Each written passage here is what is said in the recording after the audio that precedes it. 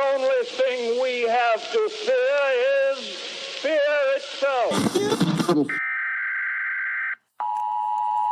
The National Weather Service has issued a severe thunderstorm warning. Welcome to the Common Sense Practical Prepper Podcast, where prepping doesn't have to be complicated or expensive. Coming to you from a well-defended off-grid compound high in the mountains. Coming to you from his Florida room in Richmond, Virginia. Neither off-grid nor well-defended, unless you count his chickens and cats. Here is your host, Keith. Hey all, welcome back to the Common Sense Practical Prepper Podcast. My name is Keith, October 10th, 2025. Well, I was going to talk about current events, but I decided to change at the last minute and give another update about Prepper Camp. So I think this is the third or fourth little podcast I've done about Prepper Camp, and I think I've got one more in me after this. So basically, I tested some camping gear, took some really cool classes. I'll talk about the Meshtastic class here in a few minutes, what worked, what didn't, what broke, what didn't break. And I've also got a question from a listener about supplements.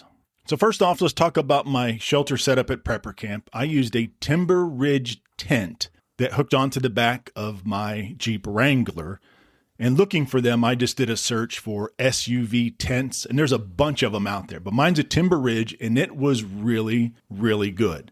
I set it up a few weeks ahead of time in my backyard, and it was not difficult. Well, the first time there's a learning curve, but once you get it down, it's not that big of a deal.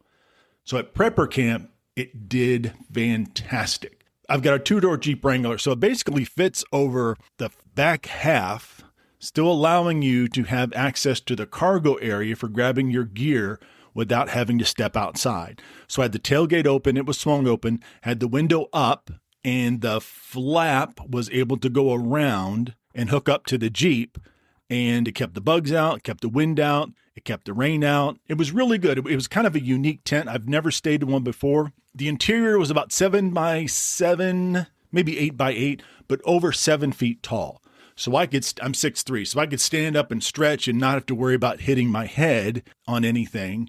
And it's also not too big in that if you're outside, you can unzip it and reach in and grab things without having to take off your camp shoes and then go inside the tent, step outside, try not to fall and slip in the mud, put your camp shoes back on, and then head about your business. But I was really impressed. I liked it.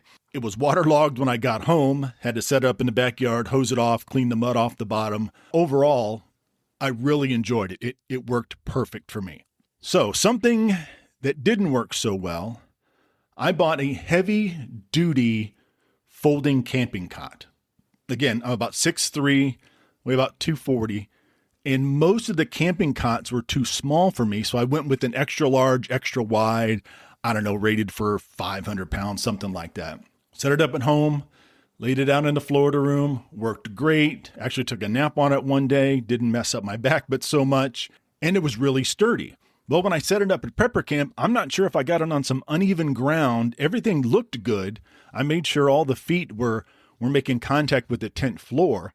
But as soon as I sat down on it, I heard something break. And it was one of the supports that snapped. It was heavy-duty plastic, but it snapped. So regardless, it's going back tomorrow. And I definitely learned my lesson that you should test your gear in the field. Again, worked great in the Florida room. It didn't work so great when I actually had it out there at the campground. So with anything you buy, make sure you check the return policy. This was purchased on Amazon, so no issue in returning that and then getting a refund. We'll be back after a quick break. Hey, Common Sense Practical Prepper listeners. Want reliable, long-lasting food for your preps? Augustin Farms has you covered with top-quality freeze-dried and dehydrated meals, veggies, meats, and more. Shelf-stable up to 25 years, made in the USA, and actually delicious. Great prices, even better product.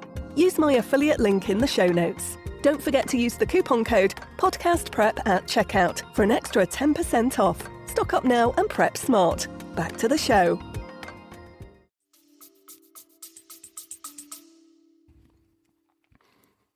All right, let's break things up a little bit. I got a question from a listener. Sarah asked a question about what supplements I take. So several podcasts ago, I talked about Dr. Berg, B-E-R-G. And if you don't know Dr. Berg, he's on YouTube, he's on X, I'm sure he's on a lot of other socials. He's very knowledgeable, and especially about food and supplements. He has a lot of great information out there. No nonsense. This is what he says about vitamins. He talks about the ultra processed foods that we eat robs us of those nutrients, and I can't argue with that part.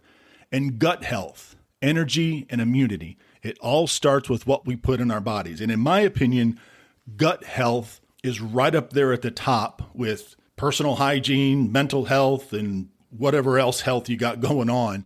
I think you can't really start the day if you're not feeling good. It makes the day drag on. So here's what I take. Vitamin B for energy, vitamin C for immunity, vitamin D3 paired with potassium. Dr. Berg says that's a great combo, and magnesium for muscle and nerve support. I also pop 2 apple cider vinegar gummies every morning for gut health. Now that's after I've had something to eat. You don't burp up apple cider vinegar. You don't get that bad aftertaste. But if some folks have a sensitive stomach, you should always eat something before taking any medication or any supplements. So gummies are easy. So if you're not into taking them in the pill form, it's something that could possibly work for you. Now, for folks that can't take pills and don't like gummies or they're texture eaters, I found something when I was in Germany several trips ago. These are dissolvable vitamin tablets, and I'm sure they have them here in the States, but they're like Alka-Seltzer. They come in a tube. You drop them in your juice or your water, and you're set. So whenever I go over there, I stock up. They're only €0.50 each, and I think they're maybe 25 or 30 in a tube. So I get a multivitamin tube, B12, a multi-mineral, and then a vitamin C version. So these are perfect for folks that struggle with pills or want something portable. Hint, hint, bug out bag. Stash a few tubes in your kit and check online or maybe health stores for similar options. I'm sure we have them here in the States. I just got them when I was in Germany and I haven't had a chance to check them out. So just read the labels beforehand to make sure you're getting a quality product and not something that's full of a bunch of preservatives, sugars, and everything like that. It's going to defeat the whole purpose. All right, so back to Prepper Camp. My IceCo 12-volt fridge was a rock star. I spoke about this before. It kept my food and drinks cold all weekend and without draining the power setup. So if you're camping or prepping off grid, a fridge like the IceCo is a solid investment. Just pair it with a good battery or your solar setup. And when it comes to 12-volt appliances, 12-volt appliances have been in RVs for years. And I'm not really sure why they haven't made it into homes. I'm sure folks that live in tiny homes might have 12-volt fridges, but I'm not really sure why they haven't made the mainstream. I have a few theories, but they're just theories. All right, something I picked up as a suggestion from the bug out bag class that I took is a Swagman Roll, Swagman Roll, R-O-L-L. I've heard about these before. I've seen photos of people wearing them, but I really didn't look into it in that much detail. This thing is fantastic. It's a poncho, it's a raincoat, a makeshift sleeping bag, super versatile. It's got snaps, it's got ties, it's got clips. You can do a lot with this. So I grabbed mine on the latest Prime Days with Amazon. I got a decent discount, got about $20 off. Now, these things are not cheap, but you get what you pay for. There are some knockoffs out there that are a lot less expensive, so buyer beware. So now it's in my get home bag, perfect for colder weather. Again, as the weather gets cold, you want to switch out summer to winter, and then when the weather breaks again, you put in the spring and summer clothes, the rain jacket, the ball cap instead of the wool cap, that sort of thing. Keep extra socks regardless of the season. I also picked up a 100% wool extra large blanket. And about this time every year, I go ahead and drop one of those wool blankets in each one of my vehicles so it's there in the event there's a bad storm, the car breaks down, I run off the road, that with my get home bag, and I'm set. It keeps you warm even when it's wet, It's fire resistant, and it's very well made. These are very well made. So if you're stuck on a back road in some snowstorm, battery dies, you're going to be in good shape.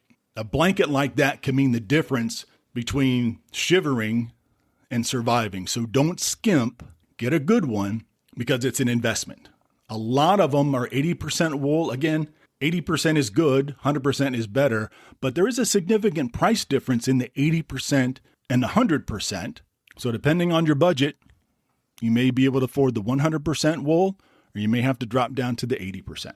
So one more highlight from Prepper Camp, I took a Meshtastic class. It's a super cool mini off-grid communication system. I spoke about it before, so if you haven't heard about it, basically Meshtastic uses low power devices to create a mesh network for texting and providing your locations without cell towers or Wi-Fi. So basically it talks device to device. Now, depending on the power setup, the antenna, like anything else, depends on the range that people are able to see you, and vice versa, how far you're able to see other folks. So I've got mine set up, wasn't too difficult. It's sitting in the window of my office, and looking at the map, there aren't any other mesh nodes currently online within range. When I go out to dinner this weekend or do some other things, I may take it with me and set it up on the table at the restaurant or set it in the window of the Jeep, something like that, and we'll see what happens. So I'm kind of curious to see what kind of range I get, and then all the little doodads and accessories you can hook up to it to make it, I guess, more practical and have wider range. All right, folks, so that's about it for today.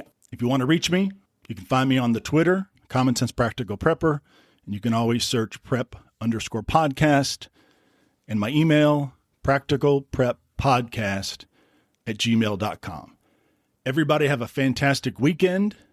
Fall has finally arrived here in Central Virginia. It got down to 45 last night. I had all the windows open. I was under my duvet and a quilt, and I loved it. I sleep the best in weather like this. So again, folks, thanks for stopping by. Everybody have a great weekend. And as always, be careful out there. Take care of one another. And until next time. Thanks for listening to the Common Sense Practical Prepper Podcast. Be sure to subscribe so you don't miss an episode. While you're at it, help spread the word by leaving a rating and review.